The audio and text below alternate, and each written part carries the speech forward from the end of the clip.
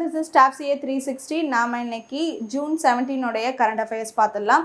So அதுக்கு முன்னாடி வந்து நம்ம திருக்குறள் பார்த்துடலாம். ஸோ இது வந்து பார்த்தீங்கன்னா அதிகாரம் 2ல் வான்புகழில் பார்த்தீங்கன்னா குறள் 2 ஓகேவா.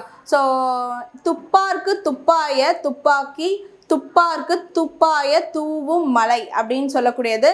ஸோ அதுக்கு இங்கிலீஷில் என்னன்னு பார்த்தீங்கன்னா வந்து the rain makes pleasant food for eaters rise as food itself thirst quenching drought supplies அப்படின்னு சொல்லக்கூடியது. ஸோ அதுக்கு என்ன மீனிங்னா rain produces good food and is itself food ஓகேவா.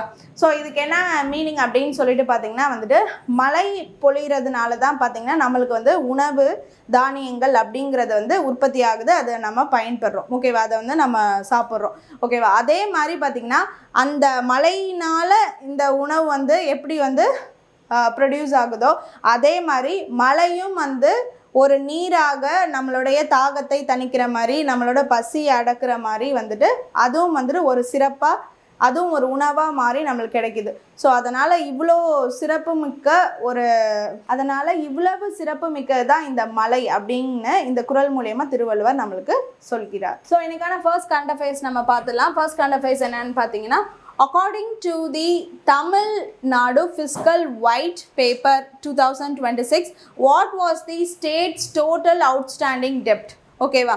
ஸோ என்னன்னு பார்த்தீங்கன்னா இப்போது ஒயிட் ஸ்டேட்மெண்ட் வந்து டிவிகே கவர்மெண்ட் வந்ததுக்கப்புறம் வந்து ஒயிட் ஸ்டேட்மெண்ட் இந்த அறிக்கையை வெளியிடுறோம் அப்படின்னு சொல்லியிருந்தாங்க, ரிலீஸ் பண்ணுறேன்னு சொல்லிட்டு. ஸோ அது வந்து பார்த்திங்கன்னா வந்து எஸ்டர்டே வந்து ரிலீஸ் பண்ணியிருந்தாங்க. ஸோ அது மூலிமா நம்மளுடைய டோட்டல் ஸ்டேட் தமிழ்நாடு ஸ்டேட்டோடைய டெப்ட் எவ்வளோ இருக்குது அப்படின்னு சொல்லிட்டு பார்த்திங்கன்னா 13.18 lakh crore. டெப்ட் அப்படின்னு சொன்னாலே அது என்னது கடன் தான் சரி. அந்த கடன் எவ்வளோ இருக்குது அப்படின்னு பார்த்தீங்கன்னா வந்துட்டு 13.18 lakh crore இருக்குது அப்படின்னு சொல்லிட்டு சொல்லியிருக்காங்க ஓகேவா. சரி, ஸோ அதை பற்றி கொஞ்சம் டீட்டெயிலாக பார்த்துடலாம். என்னென்னு பார்த்தீங்கன்னா நம்மளுடைய chief minister C Joseph Vijay அவர்களும் and also finance minister N Mariya Wilson அப்படின்னு சொல்லக்கூடியவங்க தான் வந்துட்டு நேற்று white paper on fiscal management of Tamil Nadu அப்படின்னு சொல்லிட்டு ரிலீஸ் பண்ணாங்க. ஸோ இது state public finances from 2021 to 22 and also to 2025 to 26 அப்படின்னு சொல்லிட்டு பார்க்குறோம் ஓகேவா. ஸோ அவுட்ஸ்டாண்டிங் டோட்டல் டெப்த் எவ்வளோ அப்படின்னு சொல்லிட்டு பார்த்தீங்கன்னா 13.18 lakh crore அப்படின்னு சொல்லிட்டு பார்க்குறோம். அண்ட் இதில் வந்து 10 lakh அப்படின்னு சொல்லக்கூடியது டைரெக்டாக ஸ்டேட் பாரோவிங்காக இருக்குது. அது 3.18 lakh crore வந்துட்டு பப்ளிக் செக்டர் அண்டர்டேக்கிங்ஸில் அதோடைய லயபிலிட்டிஸ் அப்படின்னு சொல்லிட்டு பார்க்குறோம் ஓகேவா. சரி, அதனால் டோட்டலாக வந்துட்டு அவுட்ஸ்டாண்டிங் டெப்ட் எவ்வளோ இருக்குது அப்படின்னு சொல்லிட்டு பார்த்தீங்கன்னா 13.18 lakh crore அப்படின்னு சொல்லிட்டு பார்க்கணும் ஓகேவா. சரி, ஸோ இதன் மூலிமா பார்த்தீங்கன்னா வந்துட்டு 184 கோடி 184 crores பார்த்தீங்கன்னா வந்துட்டு தினமும் வந்து இதன் மூலிமா பார்த்தீங்கன்னா வந்து ஓவராலாக வந்து இந்த டெப்ட் அப்படின்னு சொல்லக்கூடியது 13.18 lakh crore அப்படின்னு சொல்லிட்டு பார்க்குறோமா. ஸோ அதுக்கான இன்ட்ரெஸ்ட் மட்டுமே தினமும் எவ்வளோ வந்து தமிழ்நாடு அரசு கட்டிகிட்டு இருக்காங்க அப்படின்னு சொல்லிட்டு பார்த்தீங்கன்னா வந்து 184 crores வந்துட்டு இன்ட்ரெஸ்ட் மட்டுமே கட்டிகிட்டு இருக்காங்க அப்படின்னு சொல்லிட்டு பார்க்கணும் ஓகேவா. ஸோ நெக்ஸ்ட்டு வந்து பெர் கேபிட்டா டெப்ட் அப்படின்னா பெர் கேபிட்டா அப்படின்னு சொல்லக்கூடியது ஒவ்வொரு தமிழ்நாட்டில் இருக்கக்கூடிய ஒவ்வொரு இண்டிவிஜுவல்ஸ் மேலேயும் எவ்வளோ கடன் இது மூலயமா இருக்குது அப்படின்னு சொல்லிட்டு பார்த்தீங்கன்னா வந்து 1.28 lakhs வந்துட்டு பார்த்தீங்கன்னா எவரி சைல்டு பார்ன் பிறந்த குழந்தை வரைக்கும் அந்த கணக்குப்படி பார்த்தீங்கன்னா வந்துட்டு ஒவ்வொருத்தர் மேலேயும் 1.28 lakhs வந்து கடன் இருக்குது அப்படின்னு சொல்லிட்டு சொல்லியிருக்காங்க ஓகேவா. நெக்ஸ்ட் ரெவென்யூ டெஃபிசிட் அப்படின்னு சொல்லக்கூடியது 78,324 crores இருக்குது, accounting for 2.2% of the GSDP. இப்போ என்ன சொல்கிறாங்க அப்படின்னு சொல்லிட்டு பார்த்தீங்கன்னா இப்போ குஜராத், மகாராஷ்டிரா, கர்நாடகா இவங்களெல்லாம் கம்பேர் பண்ணுறப்ப நம்ம ஜிஎஸ்டிபிஸ்லையும் நம்ம ரொம்ப பின்னாடி இருக்கோம். அண்ட் ஆல்சோ கடன்லையும் பார்த்தீங்கன்னா அவங்கள விட டபுள் மடங்கில் நம்ம வந்துட்டு டெப்டில் வந்துட்டு கடன் வாங்கி வச்சுருக்கோம் அப்படின்னு சொல்லிட்டு அந்த லிஸ்ட்டும் வந்துட்டு அவங்க சொல்லியிருக்காங்க ஓகேவா. சரி, நெக்ஸ்ட் என்னன்னு பார்த்தீங்கன்னா ஃபிஸ்கல் டெஃபிசிட் அப்படின்னு சொல்லக்கூடிய நிதி பற்றாக்குறை அது எவ்வளோன்னு பார்த்தீங்கன்னா 1,33,208 crore or 3.77% of GSTP அப்படின்னு சொல்கிறாங்க. So 3% target under the Tamil Nadu fiscal responsibility act ஓகேவா. ஸோ அதனால் நிதி பற்றாக்குறையும் வந்துட்டு அதிகமாக இருக்குது. அதுக்கப்புறம் tax effort, the state owns tax revenues ratio collapsed from 5.93% in 2021 to 22 to 5.45% in 2025 to 26. ஓகேவா? ஸோ நெக்ஸ்ட் இது எல்லாமே பார்த்தீங்கன்னா எக்ஸ்பெண்டிச்சர்ஸ் எதுலலாம் ஆனதுனால இந்த அளவுக்குன்னா salaries, pensions, interest payments consumes 64.4% of total revenue receipt. அதுக்கப்புறம் shrinking capital investment capabilities. So அதனால தான் வந்து இந்த அளவுக்கு ஸோ வந்து இதுலலாம் அதிகமாக வந்துட்டு கணக்கு வந்து ஒதுக்கீடு அதிகமாக ஆயிருக்கு. அப்படிங்கிறதுனால தான் வந்துட்டு இப்போ பார்த்திங்கன்னா இவ்வளோ வந்து கேபிட்டல்லையே வந்து கஷ்டப்படுற அளவுக்கு வந்துட்டு டெப்ட் கிரியேட் ஆயிருக்கு அப்படின்னு சொல்லியிருக்காங்க. ஓகேவா? So next, power and transport sector losses. The Tamil Nadu electricity board holds a massive டெப்ட் of 2.47 lakh crore while 8 government transport undertakings carry an outstanding debt of 43,865 crores. சரியா? ஸோ எலக்ட்ரிசிட்டி போர்டு மட்டுமே எவ்வளோ டெப்ட் வச்சுருக்காங்கன்னா 2.47 lakh crore வச்சுருக்காங்க அப்படின்னு சொல்லியிருக்காங்க. ஓகேவா? So அதனால் வந்துட்டு இப்போ இதில் நம்ம மட்டும் ஓவராலாக நம்ம என்ன தெரிஞ்சுக்கணும் அப்படின்னா வந்துட்டு ஓவராலாக இந்த ஒயிட் ஸ்டேட்மெண்ட் ஆஃப் 2026 எப்போதுமே பார்த்திங்கன்னா இப்போ இதுக்கு முன்னாடியிலேருந்தே வந்து இந்த வெள்ளை அறிக்கையெல்லாம் விட்டுருக்காங்க. 2001லேயும் விட்டுருக்காங்க.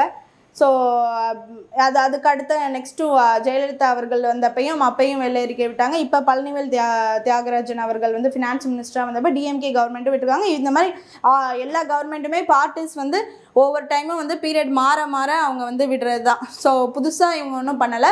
ஸோ இந்த 2026ஓட ஒயிட் ஸ்டேட்மெண்ட் படி பார்த்திங்கன்னா வந்துட்டு கடன் வந்து 60 ஆண்டுகளாக வாங்கின அந்த டெப்டை விட வந்து இந்த 5 ஆண்டுகளில் அதிகமாகவே வாங்கியிருக்கதா வந்துட்டு அவங்களோட வெள்ளை அறிக்கை படி அவங்க சொல்லியிருக்காங்க. ஓகேவா?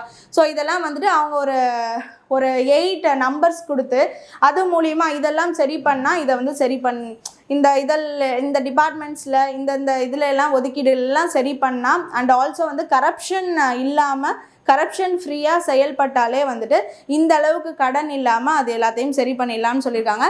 அண்ட் கூடிய விரைவில் இதுலேருந்து வெளிவந்து இது மூலயமா மக்கள் மேலே வரி போட்டு நாங்கள் எதுவும் வந்து பண்ண மாட்டோம், அவங்கள்ட்ட இந்த பணத்தை பறித்து நாங்கள் எதுவும் வந்து இந்த டெப்டை அடைக்க போகிறதில்ல. ஸோ அதனால் வந்து அந்த திட்டங்கள் நாங்கள் சொன்னதும் செயல்படும், அதையும் வந்து இதுலேருந்து எப்படி ஓவர் கம் பண்ணுறதோ அதையும் நாங்கள் பண்ணுவோம் அப்படின்னு சொல்லிட்டு மரியா வில்சன் அவர்கள் சொல்லியிருக்காங்க அப்படின்னு சொல்லிட்டு பார்க்கணும். ஓகேவா? ஸோ அதனால் நம்ம இதில் ஓவராலாக நம்ம தெரிஞ்சிக்க வேண்டியது நம்ம ஓவரால் டெப்ட் அவுட்ஸ்டாண்டிங் டெப்ட் அப்படிங்கிறது 13.18 lakh crore அப்படிங்கிறது தெரிஞ்சால் போதும். அண்ட் ஆல்சோ அதில் டைரக்ட் ஸ்டேட் 10 lakhம் அண்ட் பப்ளிக் செக்டர் அண்டர்டேக்கிங்ஸ்லேருந்து 3.18 lakhம் அண்ட் டோட்டலாக 13.18 lakh crore வந்துட்டு பார்த்தீங்கன்னா அவுட்ஸ்டாண்டிங் டெப்ட். ஓகேவா? சரி, நெக்ஸ்ட் கரண்ட் அஃபேர்ஸ் என்னன்னு பார்த்தீங்கன்னா, under the new Tamil Nadu cooperative crop loan waiver scheme the full loan waiver applies up to what amount அப்படின்னு சொல்லியிருக்காங்க. சரியா? ஸோ என்னன்னு பார்த்தீங்கன்னா இப்போ தான் ரீசெண்டாக வேவர் ஸ்கீம் பார்த்தீங்கன்னா வந்து ஆஃபர் அவங்களுக்கு வந்து ஃபார்மர்ஸ்க்கு வந்து அவங்களுக்கான அந்த லோன் வந்து தள்ளுபடி செய்கிறது. சரியா? அதுதான் வெய்வர் அப்படின்னு சொல்லக்கூடியது அந்த வெய்வர் ஸ்கீம். சரியா? ஸோ அது வந்து 50,000 வரைக்கும் வந்து முன்னாடி அந்த ஸ்கீம்ஸ் வந்து தள்ளுபடி பண்ணிகிட்டு இருந்தாங்க.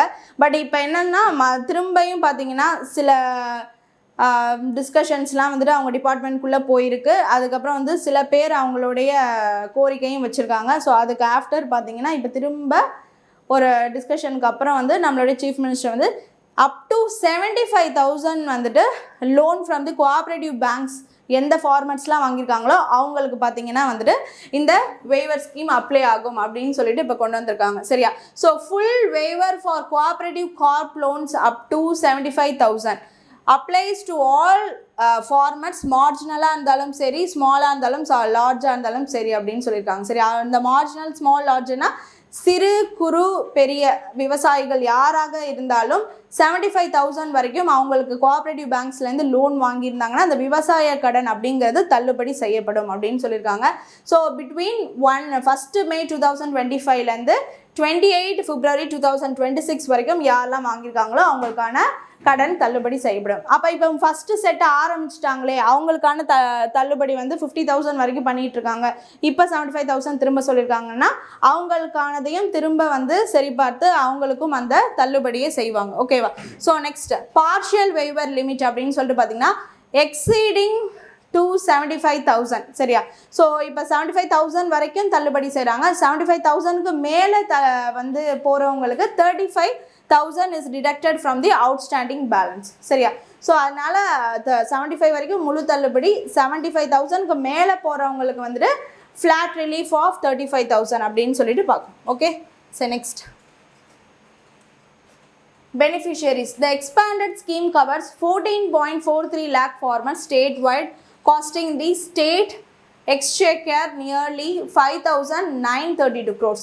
இது மூலமா பாத்தீங்கன்னா வந்து 6,000 கோடி வந்துட்டு தள்ளுபடி செய்றாங்க. இது மூலமா கவர்மெண்ட்டுக்கு எந்த அளவுக்கு வந்து ஒரு எக்ஸ்பெண்டிச்சர் அப்படின்னு சொல்லிட்டு பார்த்தீங்கன்னா 5,932 crores வந்துட்டு எக்ஸ்பெண்டிச்சர் அப்படின்னு சொல்லிட்டு பார்க்குறோம். அண்ட் இது மூலயமா அந்த விரிவாக்கம் மூலயமா பயனடையக்கூடிய ஃபார்மர்ஸ் எத்தனை பேர்னா 14.43 lakh ஃபார்மர்ஸ் அப்படிங்கிறதையும் நம்ம இங்கே பார்க்கணும். And also reserve bank and NABARD வந்து வச்சுருக்க ஸ்டேட்மெண்ட் படி பார்த்தீங்கன்னா வந்து இப்போ November 15, 2018 ஒரு ஸ்டேட்மெண்ட்ஸ் என்ன கொடுத்துருவாங்கன்னா அப் டு 45 to 60 days வந்து பார்த்திங்கன்னா ஸ்டேட் கவர்மெண்ட்ஸ் இந்த ஒரு அமௌண்ட்டை வந்து திரும்ப வந்து அவங்க செட்டில் பண்ணுறதுக்கு கோஆப்ரேட்டிவ் பேங்க்ஸ்க்கான அந்த கடன் வந்து இவங்க தள்ளுபடி பண்ணுறாங்க, அவங்களுக்கான கடன் இப்போ கவர்மெண்ட் கொடுக்கணும்ல. ஸோ அதுக்கு பார்த்திங்கன்னா வந்துட்டு அப் டு 45 to 60 days வந்துட்டு அவங்களுக்கான டைம் லிமிட்டை கொடுத்துருக்காங்க. இது வந்து பார்த்திங்கன்னா 2018 November 15 இதை வந்துட்டு பண்ணிட்டு இருக்காங்க அப்படிங்கிறதையும் நம்ம இங்கே பார்க்கணும். ஓகேவா, சரி நெக்ஸ்ட் கண்ட ஃபேஸ் பார்க்கலாமா.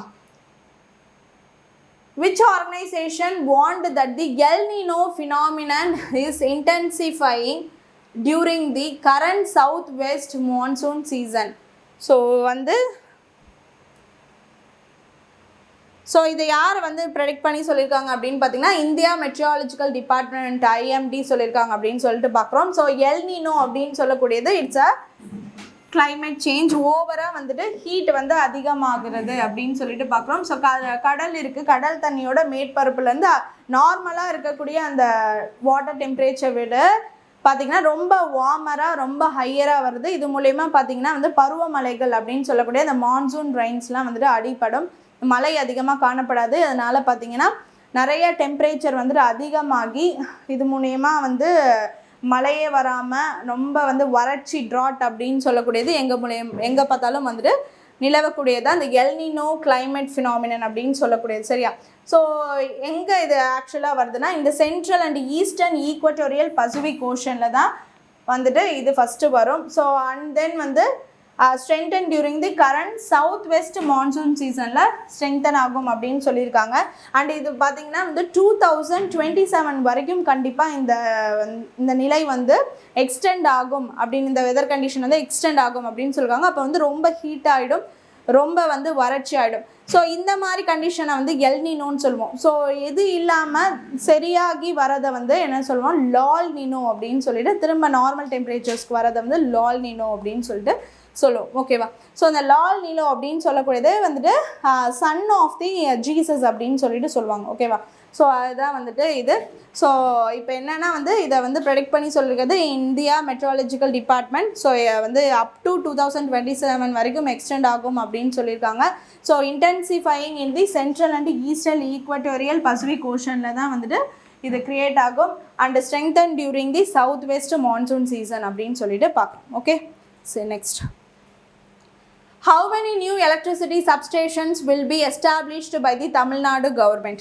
சரியா, ஸோ எவ்வளோ சப்ஸ்டேஷன் எஸ்டாப்ளிஷ் பண்ண போகிறாங்கன்னா வந்துட்டு 231 சப்ஸ்டேஷன் எஸ்டாப்ளிஷ் பண்ணுறதா சொல்லியிருக்காங்க. ஓகேவா, ஸோ இதுக்கு முன்னாடி ஏற்கனவே பார்த்தீங்கன்னா வந்துட்டு 121 சப்ஸ்டேஷன். ஸோ அதோட ஸ்டேஷன்ஸோடைய ஒர்க் எல்லாமே வந்துட்டு பண்ணிகிட்டு இருக்காங்க. அதுக்காக ஒரு 10,036 கோடி செலவு பண்ணி அதை ரெவன்யூ பண்ணி ரெனியூவல் பண்ணி அதுக்கான ஒர்க்கு ஸ்டார்ட் பண்ணி அது பண்ணிட்டு தான் இருக்காங்க.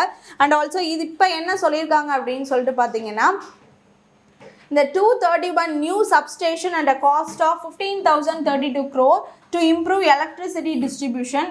ஸோ இதில் வந்து பார்த்திங்கன்னா இது மூலிமா எம்ப்ளாய்மெண்ட்டும் வரதுக்கு இருக்குது. ஸோ என்னன்னு பார்த்தீங்கன்னா ஒரு 15,058 எலக்ட்ரிசிட்டி ஒர்க்கர்ஸை வந்து செலக்ட் பண்ணி இந்த ஒர்க் எல்லாத்தையுமே வந்துட்டு கிளியர் பண்ணுறதுக்கு எலக்ட்ரிசிட்டிக்கான ஒரு ஃபண்டு வந்து ஏற்கனவே வந்து 2257 crores வந்துட்டு பார்த்தீங்கன்னா வந்து ஒதுக்கியிருந்தாங்க. ஸோ அது மூலிமா வந்துட்டு டெவலப்மெண்ட் பண்ணணும் அப்படின்னு சொல்லிட்டு கவர்மெண்ட் வந்து ஒதுக்கியிருந்தாங்க அப்படின்னு சொல்லிட்டு பார்க்குறோம். இப்போ என்ன அப்படின்னு பார்த்தீங்கன்னா 15,032 crores to improve the electricity distribution. So அதுக்கான 231 நியூ சப்ஸ்டேஷன்ஸும் வந்துட்டு க்ரியேட் பண்ணுறாங்க. இந்த ஒர்க்கெல்லாம் பார்க்குறதுக்கு வந்து 15,058 எலக்ட்ரிசிட்டி ஒர்க்கர்ஸை வந்துட்டு க்ரியேட் பண்ணுறாங்க அப்படின்னு சொல்லிட்டு பார்க்குறோம். சரியா?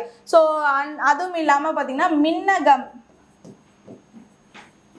மின்னகம் அப்படின்னு சொல்லக்கூடியது வந்து டான்ஜெட்கோவும் தமிழ்நாடு கவர்மெண்ட்டும் சேர்ந்து இயக்கக்கூடிய ஒரு பிளாட்ஃபார்ம். ஓகேவா? ஸோ இதில் பார்த்தீங்கன்னா வந்து என்ன விதமான ஹெல்ப்னாலும் இதில் செய்வாங்க. அண்ட் ஆல்சோ இது வந்து 24/7 எந்த விதமான எலக்ட்ரிசிட்டியில் என்ன இஷ்யூவாக இருந்தாலும் இவங்க கொடுத்துருக்க அந்த நம்பர் கால் பண்ணினா அவங்க வந்துட்டு எல்லாத்தையும் சரி பண்ணிவிடுவாங்க. அண்ட் ஆல்சோ எல்லா விதமான சர்வீசஸும் இந்த இபி ரிலேட்டடான என்ன விதமான சர்வீஸ் இருந்தாலும் 24/7 இது மூலமா வந்து காண்டாக்ட் பண்ணுவாங்க அப்படின்னு சொல்லிட்டு அதுவும் வந்து தெரிவிச்சிருக்காங்க. ஓகேவா? சரி, next. The 2-day training workshop inaugurated by the Chief Minister Vijay was organized mainly for, so யாருக்கானது அப்படின்னு சொல்லிட்டு பார்த்தீங்கன்னா வந்துட்டு 146 ஃபஸ்ட் டைம் எம்எல்ஏஸ்க்கான ஒரு ட்ரைனிங். ஓகேவா? ஸோ என்ன அப்படின்னா it's a 2-day trainings for the MLAs. இப்போ வந்து இது எப்படி சொல்லலாம் அப்படின்னு சொல்லிட்டு பார்த்தீங்கன்னா it's type of induction training அப்படின்னு சொல்லிட்டு பார்க்கலாம். ஸோ இண்டக்ஷன் ட்ரைனிங்னா என்ன அப்படின்னா ஒரு இடத்துக்கு நம்ம வந்து புதுசாக இப்போ தான் செலக்ட் ஆகி ஒரு வேலைக்கு போகிறோம். Not only in the government இப்போ வந்துட்டு எலெக்ஷன் முடிஞ்சு வர எம்எல்ஏஸ் இவங்களுக்கான இது மட்டும் கிடையாது. வேறு என்ன விதமான ஒரு ஒர்க் பிளேஸ்க்கு இப்போ ஒரு கவர்மெண்ட் எம்ப்ளாயியாக நம்ம போகிறோம்னாலும் அந்த இடத்துல வந்து இண்டக்ஷன் ட்ரைனிங் அப்படிங்கிறது இட்ஸ் மஸ்ட்டு. சரியா? ஸோ அதே மாதிரி இப்போ வந்து இருக்கக்கூடிய 146 ஃபஸ்ட் டைம் எம்எல்ஏஸ்க்கான ஒரு 2 days ட்ரைனிங் கொடுக்கறது மூலிமா அவங்க வந்து எல்லாத்தையும் தெரிஞ்சுப்பாங்க. இப்போ வந்து பார்த்திங்கன்னா நம்மளுடைய கவர்னர் அவர்களுடைய சேர்ந்து சட்டசபையில் வந்துட்டு ஒரு கூட்டம் வந்துட்டு இப்போ வரப்போகுது. ஸோ அந்த அசம்பிளி வரப்போ வந்து அங்கே இப்போ நம்ம ஸ்டார்ட் பண்ண போகிறோம் ஃபுல் ஃப்ளெஜ்டாக. ஸோ அப்போ அங்கே என்னென்ன பண்ணலாம் அப்படிங்கிறது, என்னென்ன பேசலாம், என்னென்ன விதிகள் பேசலாம். இப்போ வந்து எக்ஸாம்பிளுக்கு வந்துட்டு யார் எந்த எம்எல்ஏஸ் அவங்களோட கோரிக்கை வச்சுட்டு இருந்தாலும் அவங்க சொல்கிற திட்டத்தை சொல்லிக்கிட்டு இருந்தாலும் சரி, சீஃப் மினிஸ்டர் இப்போ வந்து டக்குன்னு எழுந்து நின்றுட்டாரு, அவர் ஏதோ ஒன்று பேச போகிறாருன்னா அது யாராக இருந்தாலும் எதிர்கட்சியில் இருந்தாலும் சரி அவங்க கட்சியாக இருந்தாலும் சரி எல்லாருமே உட்காந்துடணும். ஸோ அந்தமாரி சில ப்ரோட்டோகால்ஸ்லாம் இருக்குது. ஸோ சில விதிகள் பேசும்போது அது என்னன்னு சொல்லணும், 0 ஹவர்னால் என்னென்னு தெரிஞ்சுக்கணும். இந்தமாரி ஃபஸ்ட் டைம் வரவங்களுக்கு அது தெரியாமல் இருக்கும். ஸோ இந்த டைப் ஆஃப் ஒரு ட்ரைனிங் கொடுக்கறதுக்கு தான் வந்துட்டு நியூலி எலெக்டட் எம்எல்ஏஸ்க்கு கலைவாணர் அரங்கம் சென்னையில் வந்து இந்த ஒர்க் ஷாப்பை இனாக்ரேட் பண்ணி வச்சுருக்காங்க அப்படின்னு சொல்லிட்டு பார்க்குறோம். ஓகேவா? So legislative procedure rules traditions for the first time 146 MLAs elected in the 2026 election. இதில் வந்து டிஎம்கே ஏடிஎம்கே சார்ந்து யாரும் வந்துட்டு பெருசாக கலந்துக்கல, பழைய எம்எல்ஏஸ்லாம் யாரும் கலந்துக்கல, ஃபஸ்ட் டைம் இருக்கக்கூடிய எம்எல்ஏஸ் அண்ட் ஆல்சோ முன்னாடியே எல்லாம் தெரிஞ்சவங்க அதை வந்து அவங்க கலந்துக்கலாம். அண்ட் இது மாதிரி முன்னாடியும் பெரிய ஒர்க் ஷாப் ட்ரைனிங்லாம் கொடுத்ததும் கிடையாது. ஸோ இந்த டைம் வந்து ஃப்ரெஷ்ஷாக இந்தமாரி வந்து ஒரு ட்ரைனிங்கோட ஸ்டார்ட் பண்ணுறாங்க அப்படிங்கிறத நம்ம இங்கே பார்க்கணும். ஓகே, சரி, next. Which international organisation promotes the traditional game gilli danda worldwide? சரியா? So Gilli Danda international federation இவங்க தான் வந்து கொண்டு போய் சேர்க்கணும் அப்படின்னா இந்த இன்டர்நேஷ்னல் ஃபெடரேஷனுங்கிறது வந்து 2017 இதை வந்து தொடங்கியிருக்காங்க. கிட்டி புல் அப்படின்னு சொல்லிட்டு நம்ம சொல்லுவோம். கிட்டி புல் அப்படின்னு நம்ம விளையாடுறது உண்டு, வில்லேஜஸ்லாம் விளையாடுவாங்க. ஸோ இந்த கேம் வந்துட்டு இந்தியா லெவலில் வந்து ஃபெடரேஷன்ஸ் அமைப்பு வந்து 2017 ஆரம்பித்து நம்ம இங்கே கேம்ஸ்லாம் நடந்துகிட்ருக்கு. பட் பார்த்திங்கன்னா வெஸ்டர்ன் கண்ட்ரீஸில் ரொம்பவே வந்துட்டு இந்த கேம் வந்து அட்ராக்ட் ஆகியிருக்கு அப்படின்னு சொல்லிட்டு நம்ம இது மூலிமா பார்க்குறோம். ஸோ இந்த கில்லி தண்டா இன்டர்நேஷ்னல் ஃபெடரேஷன் மூலிமா இந்த கேமை இன்னமும் வந்துட்டு வேர்ல்டு வைடு வந்து ஸ்ப்ரெட் பண்ணணும். ஏற்கனவே வந்து ஃபேமஸ் ஆகிருக்கு, இன்னும் ஸ்ப்ரெட் பண்ணணும் அப்படின்னு சொல்லியிருக்காங்க. இந்த கிட்டி புல் அப்படிங்கிறது ஃபஸ்ட்டு எங்கே தெரிஞ்சிச்சு அப்படின்னு சொல்லிட்டு பார்த்தீங்கன்னா மகாபாரதத்தில் வந்துட்டு அந்த பஞ்ச பாண்டவர்கள் அவங்க வந்து விளையாடுவாங்க இந்த கேமை, கிட்டி புல் அப்படின்னு சொல்லக்கூடியது. ஸோ அங்கே வந்து இந்தியா முழுக்க வேறு வேறு பேரில் வந்து இப்போ நார்த்தன் சைடில் கில்லி தண்டா அப்படின்னு சொல்லுவாங்க, நம்மளாம் தமிழ்நாட்டில் கிட்டி புல்னு சொல்லுவோம், வேறு வேறு ஸ்டேட்ஸில் வேறு வேறு நேம்ஸில் இருக்குது. ஸோ இந்த கேம் வந்து பார்த்திங்கன்னா